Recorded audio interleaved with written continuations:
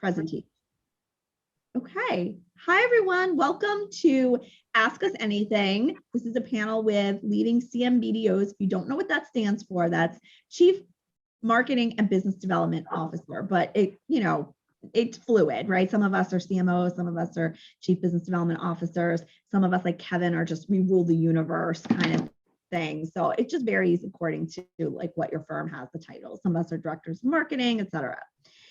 So I'm doing this program in conjunction with Leopard Solutions. I work with them on a variety of things. They're amazing. You guys should check them out. They're a legal talent solution provider. We've got some questions from Leopard that will be interspersed in here. I just want to tell you guys about a couple upcoming programs. I'll put links to everything in the chat. I'm doing a free program on how to create social media graphics when you're not a graphic designer. So it's Canva. I'm going to take everybody through using that and making infographics, etc. We have a panel, which I'm so excited about. I'm moderating this panel. It's with Michael Allen from Lateral Link, Ralph Allen. We have two Allens, they're not related. He's the COO of Struck. Thank you, Trish, for helping me get him on the panel, as well as thank you for helping me get Laura Herzog on the panel. She's the GC of Noodle. And we have Amy Carter. She's at Diversity Lab. David Latt, who you must know, the original founder of Above the Law. He's a legal commentator and reporter and author. Laura Leopard, she's the head of Leopard Solutions. And then David Rose, he's on the executive committee and the hiring committee at Pryor Cashman, and he's been on another program of ours. So this is going to be an amazing panel. I'll put the link to that as well. And then we've got a Mean Girls in the Workplace program for Women Who Wow on the 15th. I hope you'll join for that. If anybody has had a bad experience with a woman and wants to be a panelist, let me know. I'm pretty sure that's everybody. So I think Trish and Jess, I'm going to probably tap into you guys for that one as well. And then we've got the Women Who Wow Ugly Holiday Sweater, which is open to everybody, kids, dogs, women, men, anybody. Kevin, I know all your sweaters are ugly, so this is going to be perfect for you. You'll be able to attend without even having to buy something. So thank you. I can't wait. I'll be there. Great. I have a feeling that was sarcastic. I appreciate you though. Okay, so now we're going to get into today's program. So I just want to bring up, these are the folks speaking today. So we have Jess Grayson, we have Kevin. Kevin, say your last name for everybody. Iredell. Thank you. I knew that, but for years, I've known Kevin for I think 20 years. I've been saying his name wrong. He one time corrected me. I was like, oh my God. Then we've got Trish. Is it Lily or Lily? Oh, she's on mute for a change. Okay. Lily, you don't want to hear what I said. Thank you. I probably don't. She's at Struck and Levon. And we have Michelle Martinez Reyes from Kelly Cronenberg in Miami. So I'm going to ask you guys to each introduce yourselves. So those are my slides. I'm going to stop sharing. I think if I did this in alphabetical order, I've done it with Jess first. So when you introduce yourself and tell us what you do, can you also tell us how you got into legal marketing in like a short amount of time? So Jess, starting with you. Sure. I am the Chief Business Development Officer at Phillips Kniser in New York City. And legal marketing found me rather than me going and searching for legal marketing. I started working with entrepreneurs early on, and I have a good friend and mentor who may or may not be on this panel, who encouraged me to seek out a position within the legal industry. And after working with a bunch of different departments and practices, large law firms, smaller and mid-sized law firms, legal marketing just was so interesting, and you got to play with different sandboxes with practices, lawyers, administrative departments, and I just thought it was the most interesting out of all of the different kind of places you could find yourself within the legal industry. So that's how I ended up here. Awesome, cool. All right, I think Kevin, you're next. Great. Kevin Iredell, Chief Marketing Officer at Lowenstein Sandler in the New York area, 5 offices, 350 lawyers. I got into legal marketing. I was working at Lucent Technologies in New Jersey, and it was the time that Lucent was going through some issues and laying off a bunch of people. So I was starting to look for my next opportunity, and I was in the deli in New Providence, New Jersey, standing in line, and the guy in front of me that I started joking around with happened to be the director of HR for Martindale Hubble. And he told me, we got talking and told him what I did. And he said they were looking for a marketing manager for this new product that they had called lawyers.com. So I started working there, and that was over 20 years ago.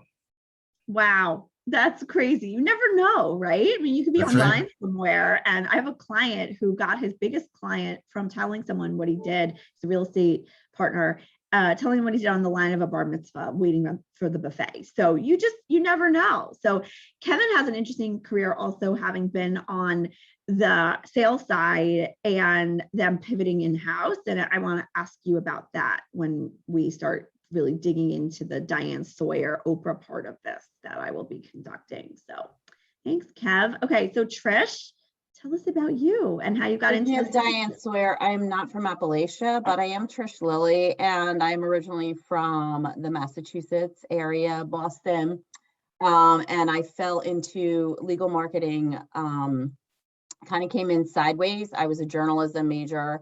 I worked as a reporter. I covered the federal courts eventually, and ended up working at a bar association, the third largest in the nation. And from that, ended up working for law firms in New York. And I have been doing that since 1999. So I've been working in law firms a really long time, and I've worked in regional, national, international. But through that work, one thing that I think that could be interesting for us to explore a little bit, I've also worked on marketing projects involving all different types of companies and industries and whatever else. So your work can spur other types of things to keep you busy, which I think Jess was alluding to as well, that, it's a multifaceted field. And so it can hold your attention for a long time if you have sort of professional ADD. Yeah, I love that. And we've all come at it from different, places. I was a magazine editor for Redbook magazine. I never thought I would get into this industry. And then 20 years later, I'm still. And look how wonderful it's been, right? Look how wonderful it's been, actually, especially meeting wonderful people like you guys.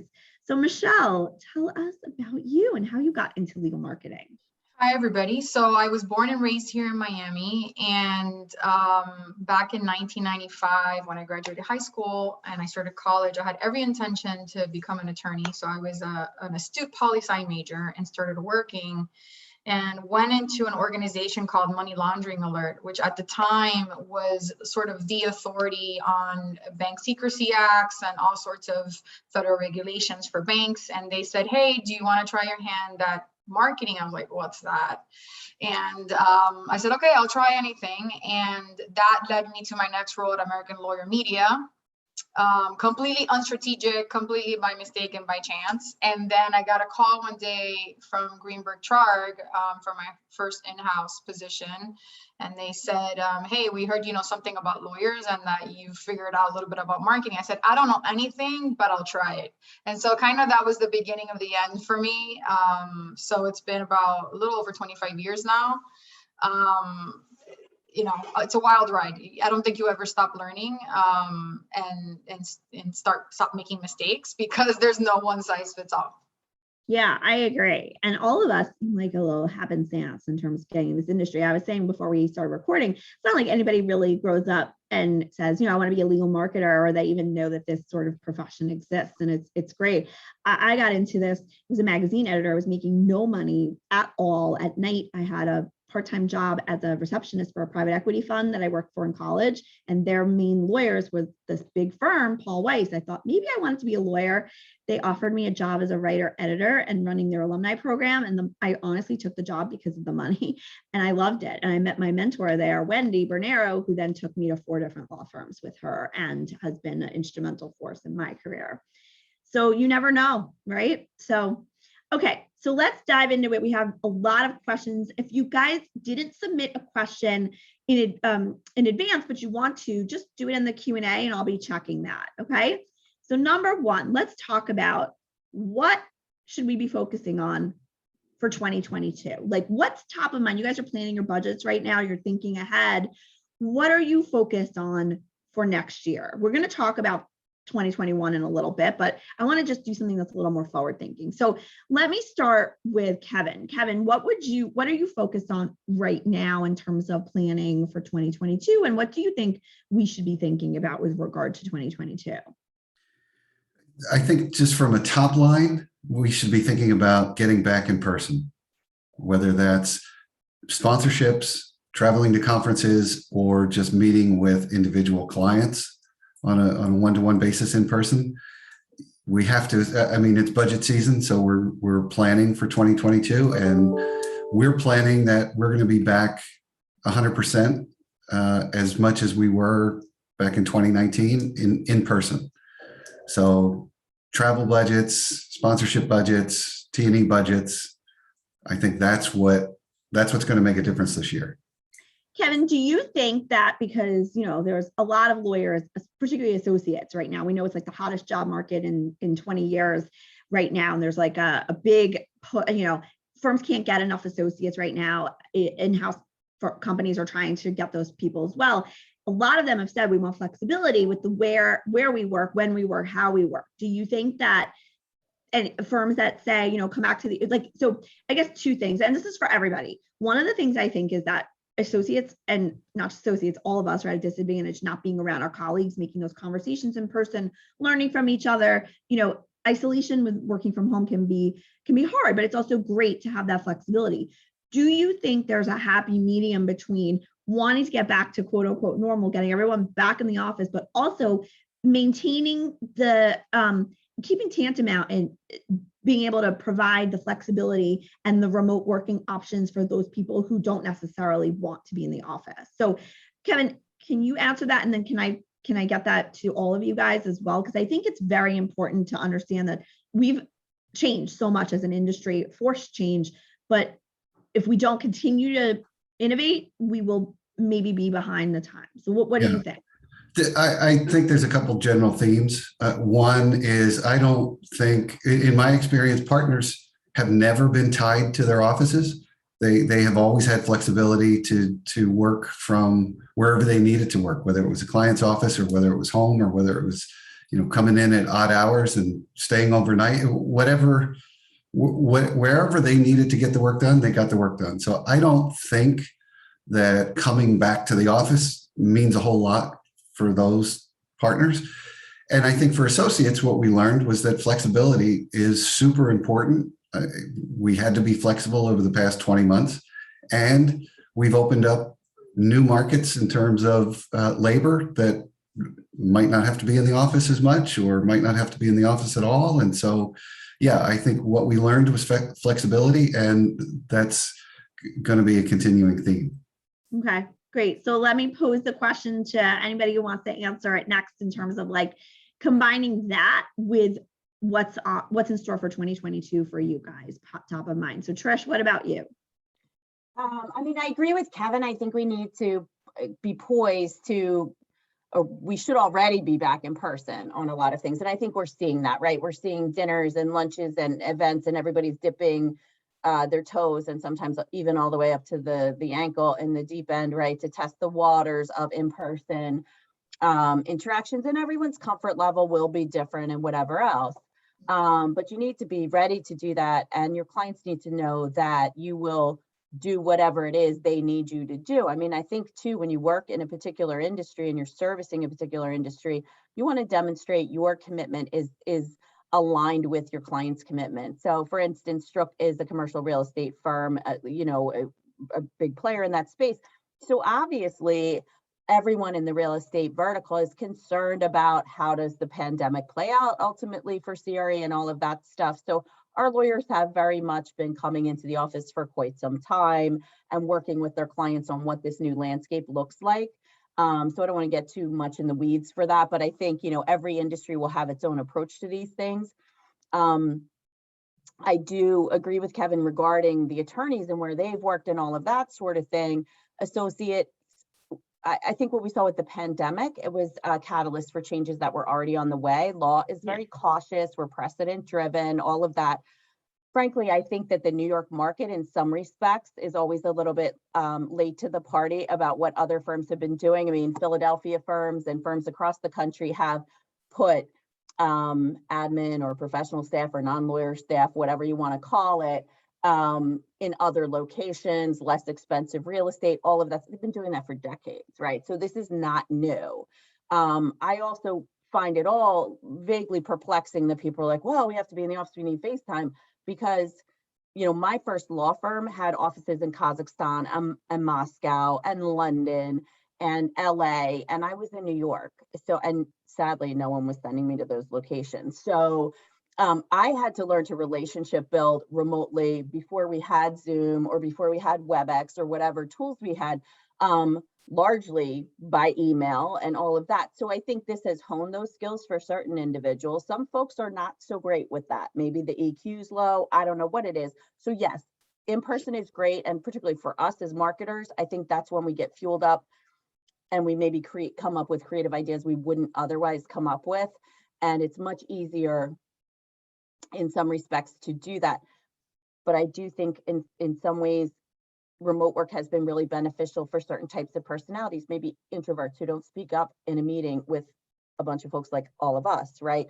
They're a little quiet or whatever. They might go into a Zoom chat more readily than they'll speak up in an in-person meeting or something like that. So, Yeah. so I'm basically saying that I'm all over the place. Yeah, no, you're not, but I think it's great. And I'm going to want to come back to you about 2022 because listen, I threw 2 questions at you guys, and that's my job as, you know, Diane Sawyer today. So, so that was good. Now, Michelle, you're in Florida, which has had a very different experience when it comes to COVID in many ways than we have in New York and the, you know, tri-state area. Tell us, like, are you guys back to quote unquote normal? Like what's law firm life like out where you guys are? And I'll just share that our Miami partners say that COVID isn't real. I mean, they say it tongue in cheek, but they never stopped going to the office. So I'm sure. No, I know. And so it's listen, we have to pivot and understand that we've got people, you know, there's different areas and how we've all reacted to COVID is very different. Plus there's regulations in different states that are different. So Michelle, I'm curious, like coming from your vantage point, being in Florida, which I wish I lived in Florida during COVID, but what do you think? Like, how does this impact 2022 for you? You guys are probably in the office pretty regularly, or are you working from home? Like, is it the same experience we're having? No, I mean, I could say that I've hardly worked from home at all during COVID. Yeah. You know, I think when you're at a certain level in the hierarchy in firms, they expect you to be present. At least that's been my experience. Particularly the larger firms, although I'm in the smallest firm I've ever worked at right now. I mean, much like Trish, when I started, I may have sat in a particular market, but I service practice areas and partners across the globe. So it didn't matter if they were in New York, in LA, in Canada, in London. You know, I was sitting in Miami because that's where I lived, but I had a certain responsibility to a certain practice group or a certain unit, and that didn't matter where we sat. So I'm always perplexed to see firms saying, oh, we hate remote work, although we've been doing that at least as long as I've been in the field. Pretty soon it'll be 30 years, and they're okay with you being in an office in another location, but not being home in another location. So that's the experience I've had. I think most firms that have a big presence in Florida, most particularly, are gonna have a lot of challenges. They're having really high turnover. People really crave a level of balance or hybrid. And I think that they're just not competitive enough. They're not competitive enough with pay. They're not competitive enough with benefits. They're just not progressive enough to compete overall. And I think we're going to see a lot of mergers and acquisitions. I think we're going to see a lot of firms constrict. And there's going to be a lot of movement in 2022 because generally law firms are not that adaptable. I know there's exceptions to that rule, and you know, I wish I wasn't one of those, but I haven't had that luxury. I've been in very conservative firms where they're very risk adverse, and they're like, we've done it like this for 100 years, and we want to do it like this for another 100 years. And I don't know if that's going to cut it anymore for 2022. So it's going to be interesting. Yeah, I agree. Jess, you want to add anything? I know like you've been working like crazy and you've been in the office quite a bit, even when lawyers weren't necessarily in the office, but it was important to your firm to have you there. I think things have probably changed. I know you're really busy right now. So tell us, like, how do you feel about this? And then 2022, what are you focused on? You can just talk about anything you want, actually. So Sure. No, I've great comments from my fellow panelists, and I agree. I think if there is definitely an important element in being face to face, and the energy is just different when you're in the office and when you get to, just see people and have them stop by. I actually get a lot more accomplished in the respective, like, getting things moved forward and running things by people. Like, I can run down the hallway real quick to my managing partner and say, I want to do A, B, and C. We're still moving forward with that plan, and I get a quick yes, rather than like having to schedule a call with them and send them an email with my whole proposal of like, this is what we want to do, and I can just run down there, grab them really quickly, and get a response. So that's been really great to be back in the office. And what I've been doing is scheduling about 3 days in the office to do those types of things, and then my 2 days working remotely from home. I try to plan nothing, no meetings, no Zooms, and just do the work I have to do without disruptions, because everyone is so excited to be back. For the most part, we can't help ourselves, like that kind of that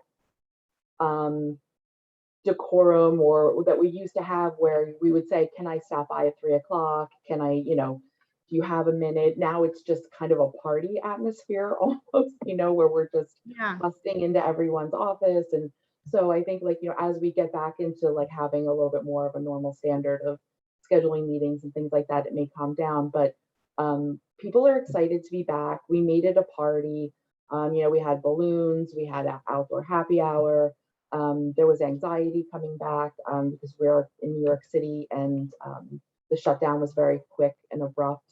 So I think we made people feel really happy about coming back. But leaders in the firm, myself included, managing partner, executive committee, they are all working the 3 days in, 2 days out for the most part, because we want to send the message that it's okay. We're doing it, so it's okay if the associates do it, if other people do it, by saying, yes, sure, no, you can do remote work. And then everybody, all the partners and executives are back in the office 5 days a week. The associates are getting the message, whether we're sending it or not, that we really want you back in the office 5 days a week, or you're the exception. And we really, I think, need to mirror what our clients are doing. So if our clients are able to work remotely because, they have children and they want to, have a different lifestyle, that we've all, I think our priorities have changed over the past 2 years, personally and professionally. There've been silver linings to the pandemic, and certainly what's come out of it, and realizing where you want to spend your time moving forward. We have to be sensitive to that too. So if we have associates talking to clients and they're like, no, we have to be back in the office 5 days a week, and they take roll call and they're walking around and looking to make sure people are here, and here's a client who really values the flexibility, Right. and having the flexibility to be home with their children or be a caretaker for a parent, that doesn't really mesh with their values. So we have to be cognizant of all of those different things as we move forward into 2022. Some clients aren't going to go to those big conferences and those big sponsorships that these conferences want. I'm really going to be digging in, because I'm seeing that the prices have gone way up for these sponsorships, and it's perplexing. And we'll have to dig in and really see, are these going to be useful, useful resources for us to spend for conferences that our clients, our contacts, or referral sources may or may not be going to. And I think that's a good point. I mean, also, like, I'm seeing conferences, like, I hope that they figure out how to do like the virtual extension that's live, because I think like waiting, like, to give, not getting that full experience and getting like a half experience like a week or two later is not great. So I think there's still, I remember the days when we would have in-person CLE breakfasts, and it would be limited to just like people in your jurisdiction, your office. Now, like, webinars have really opened up a whole new world for law firms and our industry. And I think it's something like we were forced to do. So like Trish said, there was change going on. This just kind of accelerated it and made us really think about things differently. So I'd like to ask you guys, like, I'm gonna do some rapid fire questions just so like we can get, because we have so many things in here. So Kevin, I want each of you to give me your top skills that you think, just words that you think legal marketers need now and going forward. So it could be 1, it could be 2, it could be 10, just words. Like, what do you think? Like, I would say like resilience and creativity and passion for what you do, and a thick skin, because you will get yelled at, you will feel defeated, but you just gotta keep just going. Kevin, what would you say? Intelligence, attention to detail, curiosity. Okay, I like that. Michelle? I think communication, drive, ambition, and not just following the status quo all the time. Okay, Trish? I think resourcefulness is always really important to me. I don't want to have to idea generate on solving small problems for folks who work for me or with me. To Kevin's point, intellectual curiosity. So, but I think also sort of mirroring what Michelle is saying by not getting stuck in a box. I mean, be curious, how do other industries do it? How do our clients do it? Can we do it differently? That sort of thing. And that probably, also gels with what you're saying about creativity. I don't know what you mean about resilience. I've never had a negative experience with a partner. So maybe that's just your experience. But I do think that she can never just answer the question like with 3 words, right? We love her. I'm going to answer the question the way I choose to answer it. So let's reframe the question, right? So an ability to persuade. You need communication skills. So you need an ability to bring people along with you. This is largely a group that is not excited about doing things that are different, and marketing is about differentiation. Therein lies your existential challenge. I love that. It's true. It's like, that's a big part of your success or your failure. It's a great point. Diplomacy right up there too. Jess, anything you want to add to that? And we covered a lot, but I think, it probably ties in with what's already been said, but energy. You really have to have a lot of like energy around these ideas and concepts and strategies and initiatives, and excitement and a willingness to be invested in the success of the firm, and be thinking about the broader picture, and how what the firm's goals are and how you can drive practices and lawyers to those goals. Flexible. There's going to be things that come in at 6 o'clock, and you may have something going on that you have to kind of move things around, or have someone that you can rely on that you can say, jump in and help me here. But there has to be some flexibility, because you never know what's going to be thrown at you last minute, which could be a pitch for a really important piece of business tomorrow morning. And, so you really have to have that flexibility, which goes along with the investment, and a genuine interest in tagging on Kevin, I think he said curiosity, to really learn about the practices. Not, you don't really have to get into like what exactly the lawyers are doing, but the businesses, the industries, the clients. Dig in, do some extra Google research, dig in, get a Westlaw report, but really be able to speak the language to the best of your ability. Yeah, I think that's a great point. It leads. Oh, sorry, Trish, we're going to say something. No, I'm just thinking back to Kevin's point about detail orientation. It's this kind of overused phrase that's in every job description everywhere for, everybody from pipe fitter to writer to whatever. But if you do have all of these other attributes, and you send emails with typos, or post things on social or the web with typos, or forget to put the Zoom dial in a call, you will sink your ship before it goes anywhere. So like really those A, B's and C's of function need to be in place for you to get anywhere from the starting line. And attention to detail is something that I just see. I think that we have, I will take on the royal we, right? Rather than say I, because I certainly never have no attention. Yeah. And lawyers really care about that, because they are very specific. Their lives depend on it, right? They're going to lose it if they don't draft contracts appropriately, or you undermine your credibility when you have silly mistakes like that. No matter if you're 2 years into this industry or 25 years. Every time, there's a partner I know who, if I make a mistake or anything, I know he's looking at me and I know he's not happy with me. He's like, you shouldn't be doing this like at this level. So I double check everything, but we're human at the end of the day also. So it's, it's hard. I don't think any of us said humanity was right something that we needed, right? No. So no, we just got a good question. It was actually one I was going to ask you guys.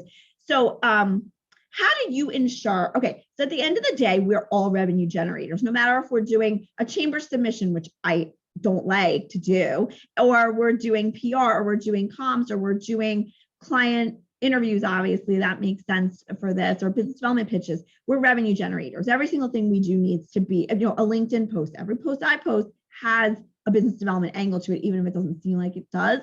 So what do you think are the best ways to structure business development functions and revenue generating functions within your departments? What advice would you give? Now, I know we're all at different size firms, so it's going to vary. And then how do we ensure we're adding value on an ongoing basis? So Kevin, can we start with you? You can take any part of that any which way you want. We know Trish is going to do it all. So let's prepare ourselves for that. We love her, but Kevin, you know what I'm saying? So like, how do we make sure we're adding value, and how do you think firms should structure business development as a function to be most effective? So I'll take the first part of that question and try to tie in the second part around structure. But to be a successful business development manager, director, coordinator, whatever it is, my first piece of advice is get to know your partner's clients. So if you know their business, the first thing that they hear when they're in front of a client is, I want you to know my business. I want you to know everything that's happening at my company so that you can be a partner and you can help me. And that's how rainmakers build their books of business and are successful. So for a business development manager or business development person, they should get to know their partner's clients first and foremost. Who are they?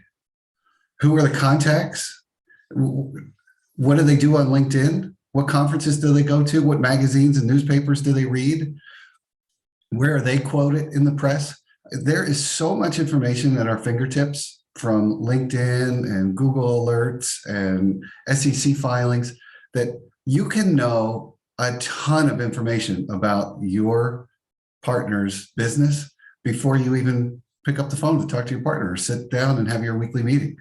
So if you're following those developments and you see, oh, look, your client just posted something on LinkedIn about some ruling or what they did this weekend, you now have some insight. You now have a connection that you can talk to your partner. Hey, did you see, Joe's post or Joe's quote in the New York Times or whatever? Because I guarantee most of the partners aren't following at that level. So you can add some real value. You get to know their business, and by getting to know their business, you get to know the industry and the sector that they're focused on. And then you can really start to add value to your role. So that's first and foremost, that's what I would do. The second structure to that, or the second part to that question is about structure. I've always found it that I've always found it to be successful to structure your business development managers by practice area. So, practice area, sector, industry, whatever your firm is calling it. But if you have a manager that specializes in one or two practices and has a coordinator or two underneath of them that supports a few practices, that structure I find works pretty good. There's always a risk that they get too siloed, that they get too comfortable with the partners that they're supporting, and then they're not sharing best practices with the other business development managers or whatnot. But that's more of a management issue than a structure issue. But I think by sector, by practice area is the way to go. I agree. Okay, cool. Guys, anybody else want to talk about this issue? Don't feel like you have to, but any thoughts you want to bring up? Just to kind of piggyback a little bit onto what Kevin said about, partners knowing their clients and their business. it's just as important for the partners to understand the other practices within their firm, which sounds like a no-brainer, but it's usually pretty shocking to realize how little partners may know about the other practices or partners' business or clients within the same firm. So having partners, particularly lateral partners, obviously when they first join, but other partners when maybe they're coming off of a big success, visit the other practice group meetings as a guest to give a short presentation to educate the other practices on the types of clients that they're servicing, what they're doing. It's always good, I think, to, even if the partner's been there for 10 years, it's good to just relay that information again, because again, partners for the most part, it doesn't matter where they bring the business in. So if I'm commercial litigator, but I bring in transactional work, I don't do the work, I don't oversee the work, I still get credit for that work. So it generates more business for the firm. It makes the clients stickier because it's across different practices, working with different lawyers within the firm. It's beneficial to everyone. So not just knowing about our external clients, but knowing about just the practices that we already have under our roof. Yeah, and so let me just add to or qualify something that I said, because I'm speaking from a corporate law firm perspective, and I realize that we may have some smaller firms or some personal injury or plaintiff firms on the call too. So I think everything that I said, everything that Jessica said, still rings true. I think the approach is slightly different. So obviously, if you're a personal injury firm, you're not going to start following some of your clients on LinkedIn. That just gets a little creepy because that's a little bit too individualized. But the theory still holds, right? So you have a persona of your clients. You know kind of what you're looking for and who makes a good client. That's the trend that you want to look for.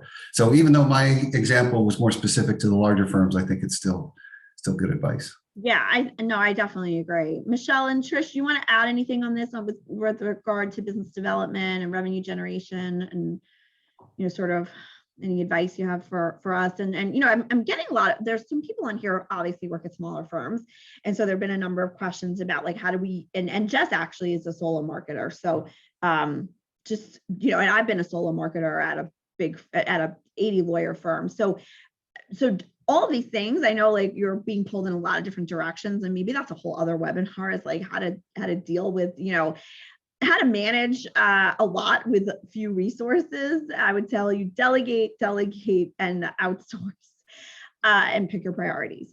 But in terms of I think we're talking more like bigger firms right now, but I definitely think smaller firms can gather information from this. What would you guys say would be, focus, structuring business development, being effective for business development and revenue generation? So just, because obviously at the end of the day, that's really what our jobs are all about. Trish? I'll let Michelle hit that one first, and then I'm happy to follow up. Okay, Michelle? I mean, I agree with everything Kevin and Jessica said. I think sitting right now in the smallest firm I've ever worked at, I can tell you, jack of all trades, master of none. And I think that small firms really suffer from that. They want to do everything and throw spaghetti at the wall and sort of see what sticks. I think when you have smaller teams, or sometimes when it's just you, I think, like you said, Stephanie, you have to pick your priorities, and you have to accept that you're not going to do everything well. So you have to pick those projects or the areas that are going to be of most value to the firm overall, and sort of build your way outward from there. So, I don't want anybody who's at a smaller firm to get disheartened. I mean, I've certainly been the person that built the team from 1 to 15. So there's light at the end of the tunnel if you stick through it, but it's really about positioning and perspective. I think too, when you are, I mean, I agree with what's been said, but if we want to cut down to the core of what we're all saying, right? And that broader applicability that Kevin's talking about, whether it's a plaintiff's firm or a small firm, or what type of client you want to know the clients you're going after. You want that sort of client profile in your head. And as Jess said, you're the link among the partners, between the partners, among the partnership, whatever it is. And you want to know your partner's clients, they're your clients' clients, right? But you also want to know your firm really well. And part of the reason, or how you can leverage that knowledge, I think if you're at a smaller firm, or if you're at a very large firm and you'd like more resources, whatever your situation happens to be, don't put emotion into things. Don't talk about being overworked. Don't talk about the number of hours. You follow the data, right? So, and behave a little bit like a consultant. Like, oh, okay, I understand you want to see more activity on social media. So what projects would you like me to put into Q2 so that we can focus on this for Q1? I mean, you need to frame it. It goes back to persuading people. And when they say, well, I think you can do this, you can say, well, actually, we've been posting 6 times a day on average for the, pay attention to your stats. And a lot of this stuff is free, right? You get stuff from the back end of LinkedIn, your Google Analytics, whatever it happens to be. You can do Excel spreadsheets. You can have a recipe box with index cards in it. There's lots of ways to track what's going on. And then you can use that data, I think, to make the case for either more staff or managing expectations of the lawyers and things like that. I always have said, I mean, since I was a baby marketer and literally ambulance chasing on a very high and sophisticated scale with an international law firm's 300 lawyer litigation practice, the more you draw a line between what you do every day and revenue, the more secure your job, the easier the argument to make for a certain database you want or software you'd like or whatever else. So that comes from, as these guys have said, being able to red flag an issue, a business opportunity, whatever it is, for a lawyer and say, would you then like me to do X? Our jobs are all about making bosses' lives easier. And that's what we should focus on. I mean, that's sort of what I tell junior people in my department. And that's how I look at mine. If I can make Ralph Allen, the COO, have an easier day by arming him with some background or some information or giving him context on something or whatever else, that's a win day for me. But the more you can tie yourself to actual revenue brought into the firm, the better things are. Does that address it a little bit? Yeah, no, it's perfect. I mean, that's exactly right. Your job will be more secure when you can help with the revenue. And even if you're a comms person, like I said, even if you're a CRM, find a way to add value and when it comes to that and focus on revenue generation. But that's the thing, right? The business developers, as we're talking about structure, I agree with Kevin, the structure, in an ideal world is people who know the product they're selling. The product is the lawyers / practices, right? So if you work at Sears, the fridges, the ice maker in this one's really noisy. The ice maker in this one makes star-shaped cubes. You meet these customers, which ones they're going to like. You need to know which ice makers work which way in your partners. They really like it when you compare them to refrigerators and talk about their nuances as features on an electric appliance. But you have to understand that. And I think the more that you embed in your practices, the better. So you send business developers out into the field, out into the trenches, they're dealing with the lawyers, they come back, they execute on projects. Maybe it's comms and those folks who are more on the back end in some respects, but then comms can be creative. Hey, we've done 3 alerts on this. Let me package it into a how-to booklet on whatever, and we put it out in a different way. And that's exactly what I'm saying about being creative. Guys, what would you say was the best marketing your firm did in 2021? So Michelle, can we start with you? Like, it could be an initiative, it could be, anything, could be something in progress, but what would you say, and it could be also over the last 20 months, like since the pandemic, what would be the best example of marketing each of your firms has had? Trish, I know what your answer is going to be, and you should put a link to it in the chat because I'm assuming it's going to be the real estate cool thing you guys developed. Michelle, what do you think? That's a good question. I mean, I think this firm marketing is relatively new to them, even though they're 40 years old. For us, it was all about brand, getting people to know who they were outside of a particular industry. You know, their backbone is insurance defense. Everybody knew them in insurance, but they have other practice areas. And so figuring out how to diversify that and really focus on the key players in other practice areas, that was a very big focus area for us. So those that were outside of the insurance defense, we needed to highlight those people and bring them to life. So we built storyboards around them. And that has been very successful for them, because for a long time they were like, oh, you guys are a Davie firm that do insurance defense. And it's like, no, we actually do so much more. Right. And they actually have 15 offices and have, you know, national clients. So that's a story that remains to be told. Unfortunately for me, my firm doesn't believe in indirect sales. So they think that the only way you bring value to a firm is if you bring in actual dollars. So that's a whole other webinar, but I'm sure the others are going to have a lot of more interesting campaigns to mention. Cool. No, I mean, branding is really important, particularly if you're trying to be known outside of just a specific core practice. So I agree with that. I'm going to ask Kevin next. I want to bring up something that I think Lowenstein, did I say it right? Yeah, you did. Okay. I messed that up a lot. Okay. So one of the things I think your firm has done really well is social, and it's, you know, I can say that because that's what I do for a living. One of the things I love that they do is this partner series. So they go back and they do a Q&A with a new partner, 90 days, I think, Kevin, right after they start. 100. And it's like, Yeah. 100, sorry. Okay. And it's a really nice piece. And so if you guys are looking for more content and make your laterals feel special, that is a great thing to do. And so it's just a Q&A, like, why'd you join the firm? How's it been going? Say nice things about us, rah, rah, rah. How's your practice? Blah, blah, blah. I think it's great. I don't see enough people doing that. I obviously think Strzok does great social because I did their social for 6 months, but I also think that there are opportunities that firms are not taking charge of with just reporting on that me-centric stuff about your events and your chambers awards and your upcoming, you know, whatever it is, and you've got to flip it and make it more personable and feature your people in your social. But we're not going to talk about social today because that's a whole other topic. But Kevin, what would you say? It was my long way of giving you a compliment.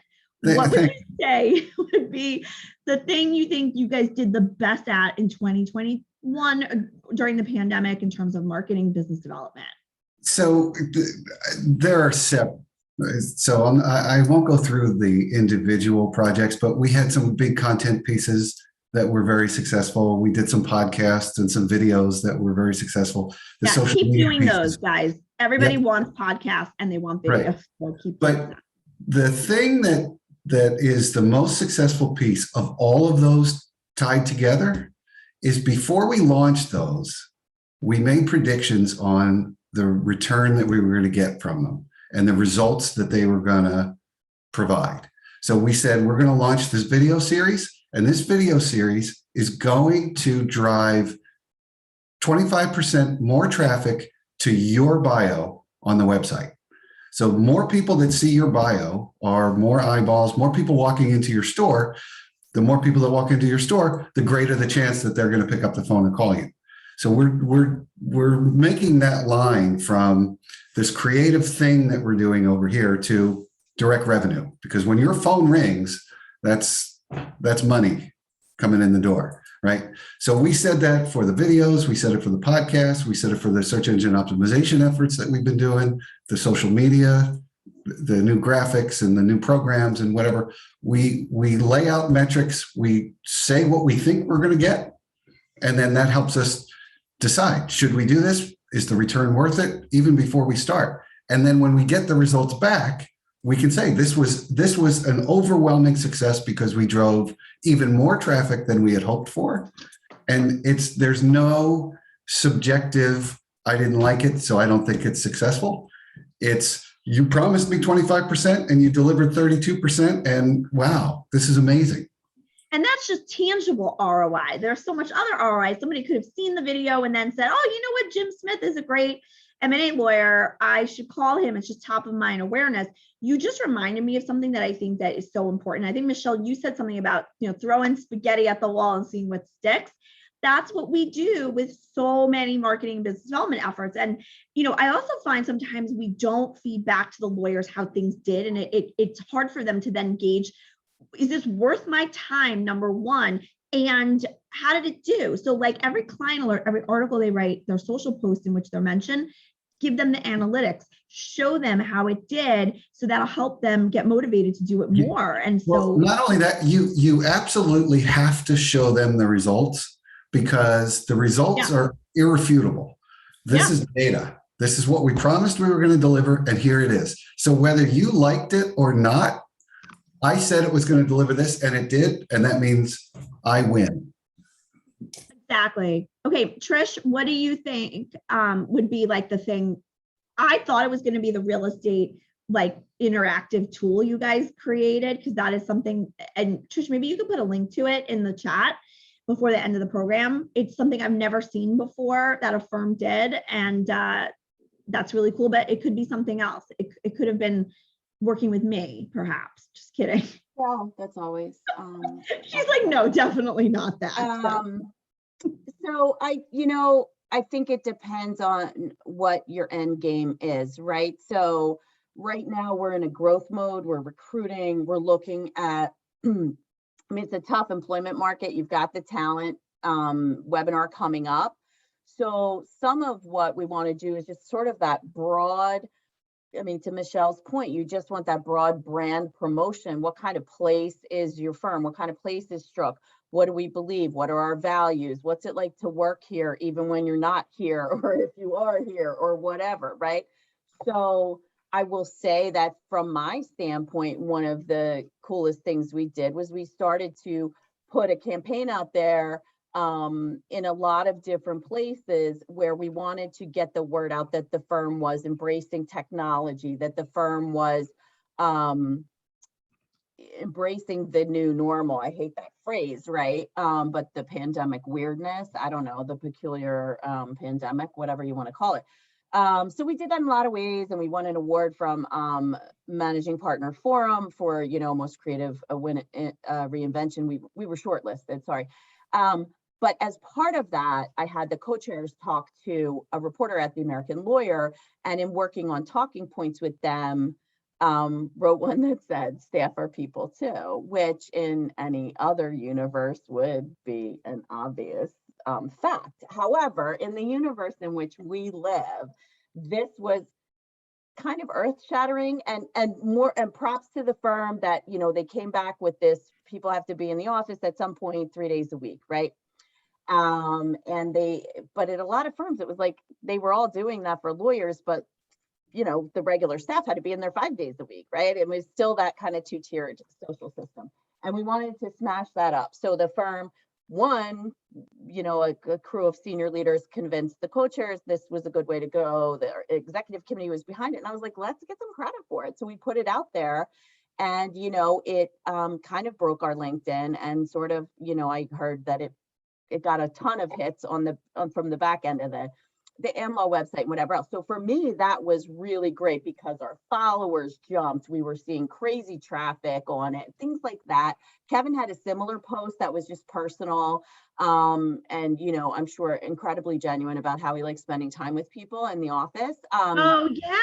Yeah, which broke all my rules that, for like right? white space and whatever. It was also just so genuine and personal and genuine. Yes, it was authentic. It was authentic. That's the key to being successful on social media. You guys know how I feel about that. See what happens when I put myself out there. Trish just hurts. It's right there. Also, Trish is the one who happens when I'm talking you about my successes. Oh, sorry. Right. It's not about Kevin. Trish is the one who gave Kevin. It always comes back. You guys have, we have to look at what we want to, like Kevin said, what is it you're hoping to achieve? So is it general awareness? Is it getting a flavor for the firm out there, which is much more amorphous in terms of return on investment, right?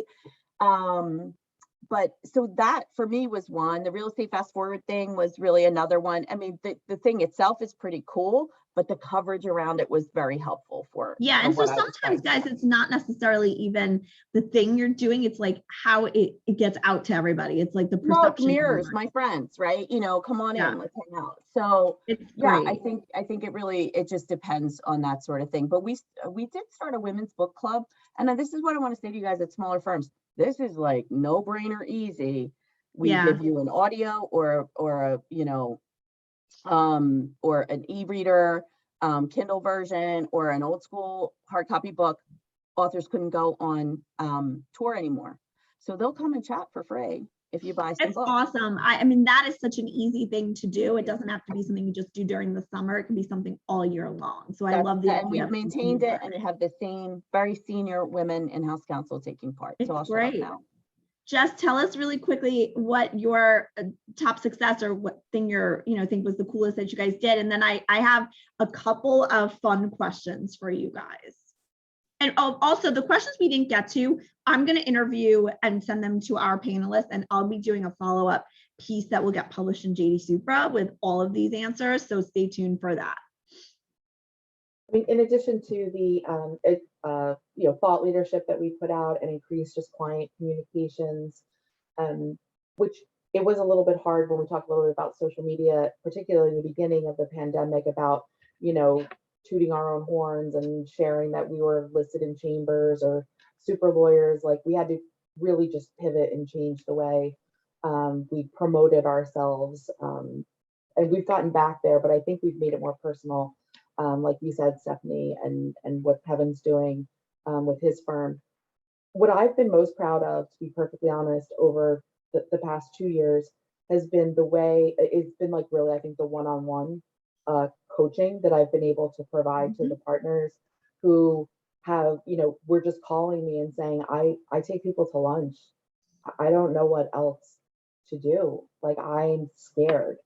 And they were vulnerable. And we had to really work on, what their comfort level was with technology and help them, get comfortable with certain things and practice the Zoom and change your lighting. And what, the glasses give too much glare. Can you sit over here or sit over there? And just really help them get comfortable with embracing technology.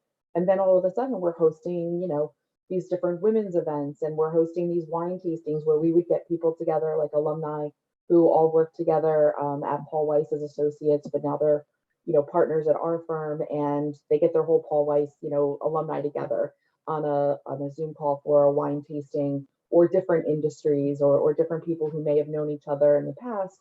And it was exciting for them to see one another. They're spread around the country. We send them beautiful wines, and it's very, like, tailored.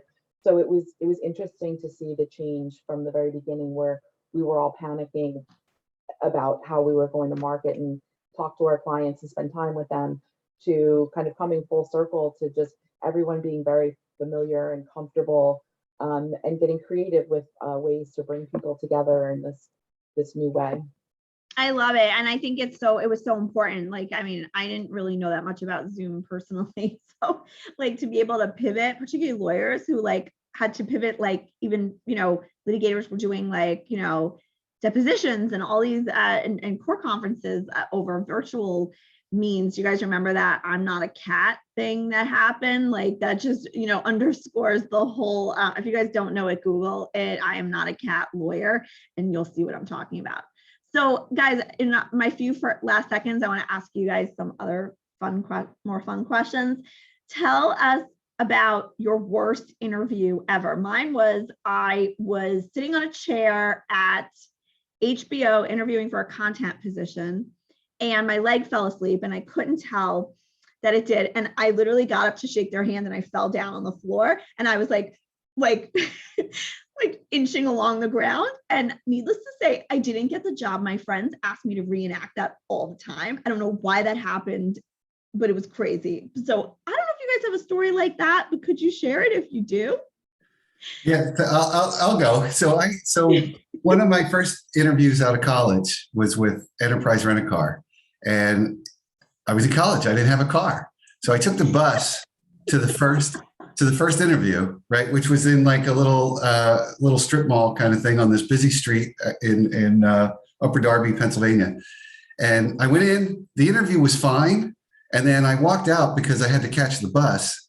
And, you know, I didn't want to look like I didn't know what I was doing. So I kind of marched across the street and I stood under the sign. And 10 minutes later, the bus came and it went like halfway down the block. And I'm like, the heck?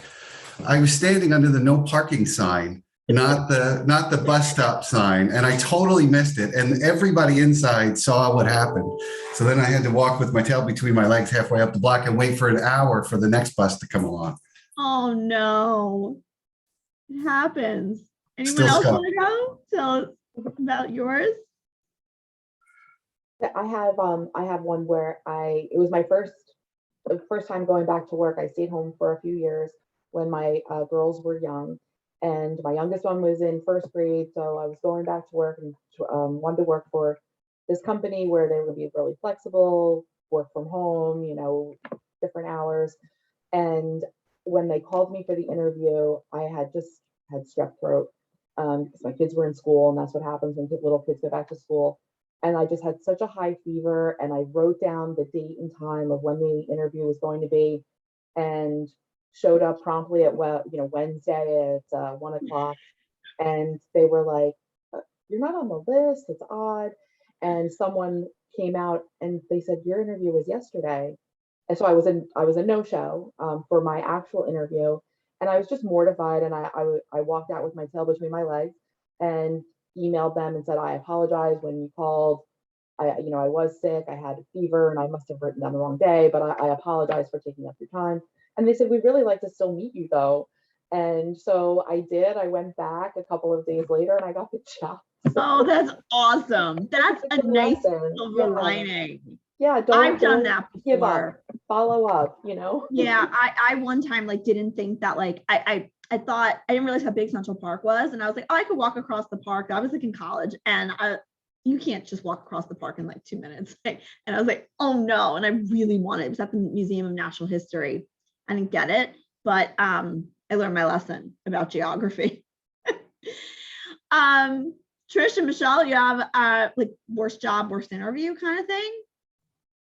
Or if not, I have another question. I'll share mine. I mean, I knew the CMO of this firm, and she said, you know what, I would really love, I wanted to transition to a new role. And she had been a longtime friend of mine through LMA. And she said, I want you to come and, be the head of PR for my firm. I was like a middle manager then. I hadn't gone to the C-suite, but, I had several years under my belt, definitely more than 10 years. And so I go and she sends me to the head of HR. I still remember the lady's name. Her name was Jackie. And Jackie was like, okay, here's a, print, application, fill it out, come back, whatever. And we're going to do writing samples. I said, okay, fine, no problem. So we go through that. And then when we get towards the latter part of the conversation, I ask what the pay is for the role. Is there a pay range in mind? I sort of wanted to know a little bit more about the actual role. And she gave me the number, which was probably like 50% of what the market rate was for that role. Okay, I'm not even joking. And so I said, oh, wow. I didn't say anything. I didn't know what to say. I wanted to be polite. And she said, what's your current pay now? And so I tell her my rate, and she said, well, can you supply a W-2 to support that? Ooh. And I told her, you know what? I think I'm in the wrong place. Yeah, good. You don't know what the market rate is for a professional 10 to 15 years, then I probably shouldn't work here. So yeah. That was the weirdest thing I had ever seen in my entire life. Also, asking you for your W-2 is, I don't even know that you're allowed to do that now, but like then I'm sure you're not, but I just thought, like, how could you be so out of touch with what the market rate is for certain positions? I mean, there's a range, they weren't even on the low, they were like off the range. Yeah. Why take a combative stance immediately asking for your W-2? Yeah, right. I was like, as a candidate, I always tell people you're interviewing the company as just as much as they're interviewing you, and any red flag you get like that, run screaming for the hills or take the bus like Kevin did. Yeah, I think Kevin's was way less painful than mine because I was like, Kevin missed the bus. Yeah, and I know people are still laughing about me at HBO years later. So I know I ran over, and I want to be mindful of everyone else's time. Is there anything you want to leave us with, parting gift wise or advice to us going forward as we re-enter society. So a wise word. Kevin, you have anything you'd like to leave us with? No. Oh, great. Okay. Mine would just be flexible, keep pivoting. I know that word is like the new synergy, like pivoting, but we have to keep innovating, all those things. I guess, wait, is Kevin's one word no? Coffee or cookie, maybe, I don't know. Yeah. Yeah. Trish? Okay. Trish, what do you want to leave us with? Regarding the pandemic, Just regarding everything, like to advice to us for the future, like what do you want people to keep in mind as they enter into this new normal? pay attention, and look at things from a long-term perspective. Look at the 1918 flu pandemic, what it changed there, watch some PBS, read The Economist, don't be I think you were the only one who was around for the 1918. No, I was around for the one in 1798 as well. There was a smallpox outbreak in Philadelphia. That one was bad because everyone went to Germantown and Center City was completely devastated from a real estate standpoint. Pay attention. I do want to say though, let me tell my story and I won't make it long. I'll just say that I interviewed to be the head of comms at the Philadelphia Stock Exchange, which is now part of NASDAQ. Many years ago, and if you've seen Wolf of Wall Street, you can imagine how that interview went. Yes. There was language. Anyone else want to say any words, wise words of wisdom or thoughts for the future? I think just be patient and be kind right now. I mean, kind of just from a social, personal, human element, I think we're all a little feral. As we all come back together, right? We've been alone on our own for a while. And I have just recently stopped every time I go into a conference room and sit down, I've stopped kicking off my shoes immediately because I realize I'm not at home and sitting at my desk. So I think it's just be patient, be kind, as we all come back together and be a little bit more flexible and understanding as to what, people have gone through over the past 2 years, and certainly still challenges that some are going through, and we really won't even understand the ramifications probably for years. So I think just some patience and kindness go a long way. That's a great way maybe to end the program on that note. So I want to thank you guys all for joining us. Thank you guys all for joining us today. The replay will be available and there'll be also a takeaways piece from this. I want to thank our panelists for their time and their insights. There were so many things we didn't get to. We could talk for hours. So maybe we'll do a part 2 in 2022. Steph, I would say that for all of the panelists, I'm sure none of us would mind if people reached out to us as well. Oh yeah, absolutely. I also put, I know you said to connect, I put everybody's LinkedIn addresses in, LinkedIn URLs in the chat. Please connect with all of us. And I will do a follow-up email that will have our contact information as well. But yeah, reach out to this group. I'd like to do a separate career kind of panel like this, just sort of how you got to where you are, et cetera. There's just so many things we could tackle here. So thank you guys all so much and have a great weekend and happy Thanksgiving. I'm thankful for all of you guys. Thank you, Steph. Thanks, Steph. Thank you. Take care. Thank you all.